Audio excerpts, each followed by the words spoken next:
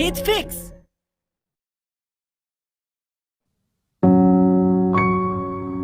रातें बड़ी कमाल की चीज होती हैं, कभी टिकती नहीं तो कभी कटती नहीं। रात को कम नींद की वजह से बना डार्क सर्किल कभी कभी जिंदगी में आने वाली रोशनी का सबसे पहला सबूत होता है, क्योंकि वो इंसान अपने सपने पूरे करने के लिए उस वक्त जागता है जब सारी दुनिया रात वाले सपने देख रही होती है।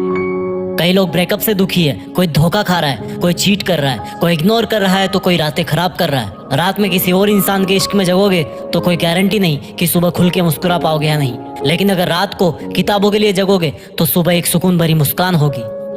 सुनो यार, ये रातें मुस्कुरा रही है, तुमको गले लगा के ये सर्दी की रातें नींदों की आहुति मांग रही है। थोड़ा गौर से देखोगे तो पाओगे कि जिंदगी मन ही मन मुस्कुरा कर कुछ दिन बाद मिलने वाली सफलता का नेक नींद के रूप में एडवांस में मांग रही है। पता है इंसान खुद के सबसे करीब कब होता है? जब उसे अपने आसपास कोई नहीं मिलता, चारों तरफ सन्नाटा होता है, जब वो खुद होता है और बस उसके वो सपने होते हैं जो उसको हर रात जगाए रखते हैं। जब कोई बंदा या बंदी किसी एग्जाम में टॉप करते हैं तब हमें लगता है कि उसको सफलता ऐसे ही मिल गई है, लेकिन ये कोई नहीं जानता कि उस बंदे की या उस बंदी की इस 2 डिजिट की रैंक के पीछे ना जाने कितनी रातों की कुर्बानी और मेहनत छुपी हुई है। कोई नहीं जानता कि इस टॉपर स्टूडेंट ने रंगीन दुनिया से नजर हटा के सिर्फ अपनी ब्लैक एंड व्हाइट किताबों पर ध्यान दिया था।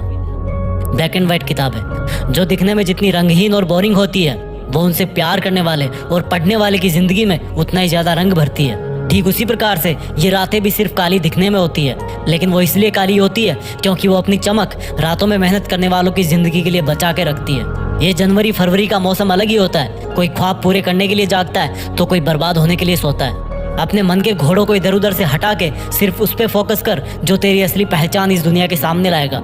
एक बिना पढ़े लिखे और पढ़े हुए इंसान में यही फर्क है कि भले ही वो दोनों जिंदा रहने के लिए ऑक्सीजन पीते हो, लेकिन अगर एक पढ़ने लिखने वाला भी पढ़ाई को बोरिंग कहेगा तो फिर फर्क क्या रह जाएगा? एक पढ़ने लिखने वाला भी अगर किताबों को सामने रखकर पढ़ाई का दिखावा करता रहेगा तो उसको कोई अधिकार नहीं कि वो अपने आप को स्टूडेंट कहे, क्योंकि एजुकेशन के विद्वानों ने कहा है कि एक स्टूडेंट वही होता है जिसमें कौवे की तरह किसी भी बात को जानने की चेष्टा होती है, एक बगुले की तरह अपनी पढ़ाई पे नहीं सपनों पे भी ध्यान होता है।